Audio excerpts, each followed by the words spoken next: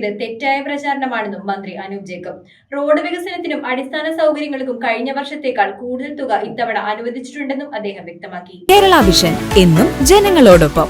ബജറ്റിൽ പിറവം നിയോജക മണ്ഡലത്തെ അവഗണിച്ചുവെന്ന പ്രചാരണം തെറ്റാണെന്ന് ഭക്ഷ്യ സിവിൽ സപ്ലൈസ് വകുപ്പ് മന്ത്രി അനൂപ് ജേക്കബ് പറഞ്ഞു.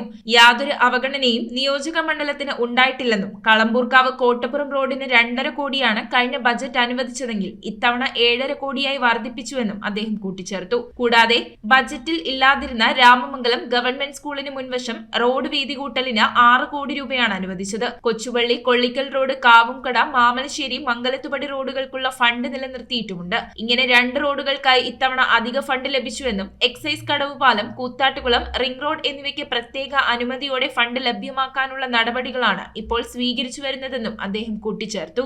കഴിഞ്ഞ തവണത്തെ എല്ലാ ടോക്കൺ ഗ്രാന്റുകളും അതുപോലെ തന്നെ നിലനിർത്തിയിരിക്കുന്നുവെന്നും ചിത്രപ്പുഴ മാമല റോഡും സീപോർട്ട് എയർപോർട്ട് റോഡും ഇതിൽ ഉൾപ്പെടുമെന്നും മന്ത്രി പറഞ്ഞു. മുളന്തുരുത്തി റവന്യൂ ടവർ ഫണ്ട് കിഫ്ബിയിൽ ഉൾപ്പെടുത്തിയാണ് ചെയ്യുന്നത്.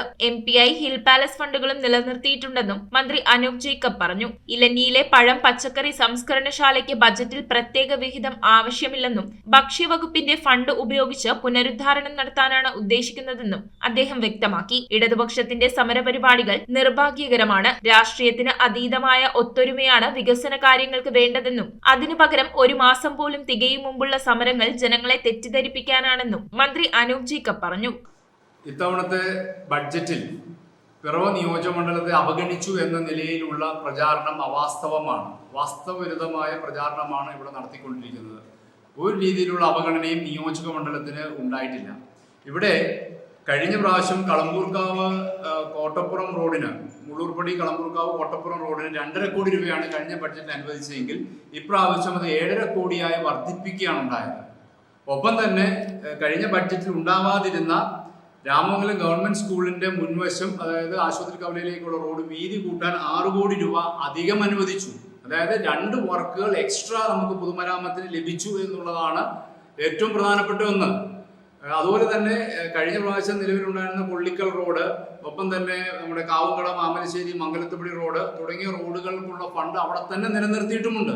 അപ്പോൾ നിലവിലുള്ള റോഡുകൾ നിലനിർത്തി എന്നുള്ളത് മാത്രമല്ല, 2 റോഡുകൾക്ക് അധിക ഫണ്ടാണ് ഇത്തവണത്തെ ബഡ്ജറ്റിൽ ലഭിച്ചിട്ടുള്ളത്. പിന്നെ എങ്ങനെയാണ് ഈ നിയോജകമണ്ഡലത്തെ അവഗണിച്ചു എന്ന് പറയാൻ കഴിയുന്നത്? അവർ പറയുന്നത് എക്സൈസ് കടവ് പാലത്തിന് ഫണ്ട് വെച്ചിട്ടില്ല എന്നുള്ളതാണ്. എക്സൈസ് കടവ് പാലത്തിന്റെ ഫണ്ട് അവിടെ തന്നെ ഉണ്ട്. എക്സൈസ് കടവ് പാലത്തിന്റെ ഇത്തവണ പ്രത്യേക ഭരണാനുമതി അതിന് ലഭ്യമാക്കി ആ പദ്ധതി നടപ്പിലാക്കുക എന്നുള്ളതാണ് MLA എന്ന നിലയിൽ ഞാൻ ഉദ്ദേശിക്കുന്നതും ആഗ്രഹിക്കുന്നതും. അതിനുവേണ്ടിയുള്ള നടപടികളാണ് ഇപ്പോൾ സ്വീകരിച്ചു വരുന്നത്. ഒപ്പം തന്നെ മറ്റൊരു ആരോപണം ടോക്കൺ പ്രൊവിഷൻ വെച്ചിരുന്ന എല്ലാം ഒഴിവാക്കിയെന്നാണ്. കഴിഞ്ഞ ടോക്കൺ പ്രൊവിഷൻസ് ഒന്നും തന്നെ ഒഴിവാക്കിയില്ല. എല്ലാ ടോക്കൺ പ്രൊവിഷൻസും അതുപോലെ തന്നെ ഇത്തവണത്തെ ബഡ്ജറ്റ് ഡോക്യുമെന്റ്സിലും കൃത്യമായ നിലയിൽ കടന്നു വന്നിട്ടുണ്ട്. ഒരെണ്ണം പോലും ഒഴിവാക്കിയില്ല. ചിത്രപ്പുഴ മാമല റോഡ്, സീപോർട്ട് എയർപോർട്ട് റോഡിന്റെ ഒക്കെ ഒഴിവാക്കി എന്ന നിലയിലാണ് പറയുന്നത്. അതൊന്നും തന്നെ ഒഴിവാക്കിയിട്ടില്ല. പിന്നെ MBIയുടെ പൈസ മാറ്റിയെന്ന്, MBIക്കും പൈസ മാറ്റിയിട്ടില്ല, MVIPയുടെ പൈസയും മാറ്റിയിട്ടില്ല, ഹിൽ പാലസിന്റെ പൈസയും മാറ്റിയിട്ടില്ല. അതെല്ലാം അതുപോലെ തന്നെ അവിടെ ഉണ്ട്. ഒപ്പം തന്നെ MVIPക്ക് പുറമെ പെരിയാർ വാലിക്ക് 5 കോടി രൂപ ഇത്തവണ ബഡ്ജറ്റിൽ ഉൾപ്പെടുത്തിച്ചിട്ടുമുണ്ട്. ഇതാണ് യാഥാർത്ഥ്യം. അപ്പൊ ഇതിനകത്ത് എന്റെ പ്രസ് റിലീസിൽ ഞാൻ നൽകിയത് മരാമത്ത് റോഡുകളിലെ നിർമ്മാണ പ്രവർത്തനത്തിന് 20.5 കോടി രൂപ അനുവദിച്ചു എന്നുള്ളതിനെ സംബന്ധിച്ചാണ്. MVIPയും MPയും പെരിയാർ വാലിയും ഹിൽ പാലസും അടക്കം വിവിധ പ്രൊജക്ടുകൾക്ക് മറ്റു രീതിയിലുള്ള തുകകൾ അവിടെ തന്നെ നിലവിലുണ്ട്. അതിനൊരു മാറ്റവും ഉണ്ടായിട്ടില്ല.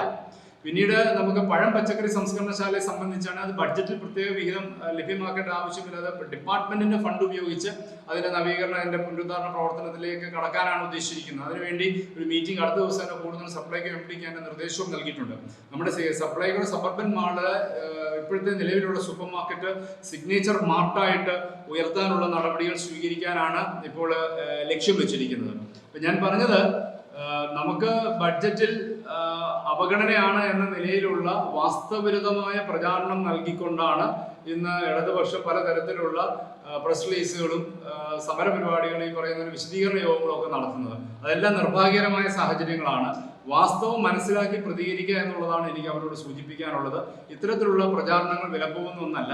ഇതിനകത്ത് ഇതൊക്കെ എന്തൊക്കെയാണ് ഉള്ളത്, എന്തൊക്കെ ഡെവലപ്മെന്റ്സ് ആണ് നാട്ടിൽ നടക്കുന്ന സംബന്ധിച്ച് ജനങ്ങൾക്ക് പൂർണ്ണ ബോധ്യമുള്ള വിഷയങ്ങളാണ്. അപ്പൊ ഇത്തരത്തിലുള്ള പ്രചാരണങ്ങൾക്ക് അടിസ്ഥാനമില്ല എന്ന് പറയാനാണ് ഞാൻ ആഗ്രഹിക്കുന്നത്.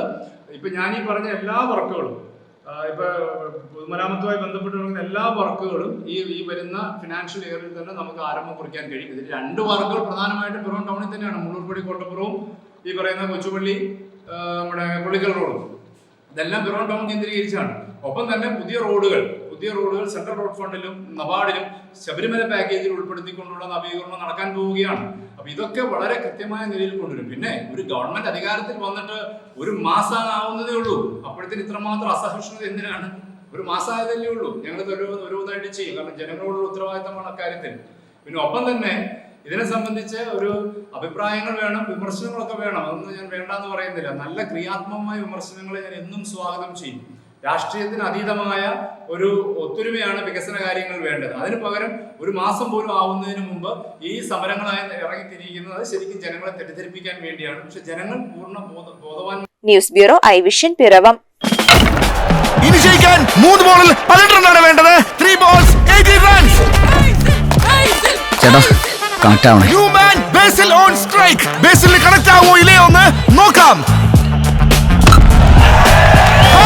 That's a 6. അതൊരു കിടിലൻ ഷോട്ട്. ഉഗ്രൻ connection. That's another 6. Last ball 6 runs. Is that a 6? Yes, it's a 6. Kerala vision connect and win. നേടൂ EV സ്കൂട്ടറുകൾ, സ്മാർട്ട് ടിവികൾ, ബമ്പർ സമ്മാനമായി EV കാർ തുടങ്ങി 2 കോടിയുടെ സമ്മാനങ്ങൾ. കണക്ട് ചെയ്താൽ ജയമുറപ്പ്.